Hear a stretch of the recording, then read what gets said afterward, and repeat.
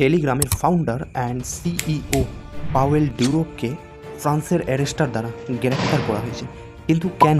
তার মেইন রিজনে বলা হচ্ছে কন্টেন্ট মডারেশনের অসফলতার জন্যই এই পদক্ষেপ নেওয়া হয়েছে।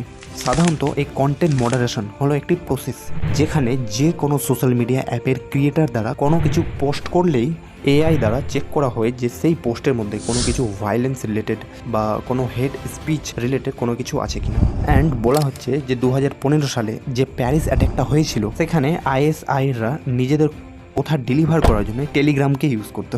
অ্যান্ড 2017 সালের এই মেসেজটাকে দেখো, যেখানে ডিউরোপ ডাইরেক্টলি বলেছেন আমরা তোমাদের ডাটাকে 100 টাইম সিকিউর করে রাখবো is compare to Google, Facebook and Apple.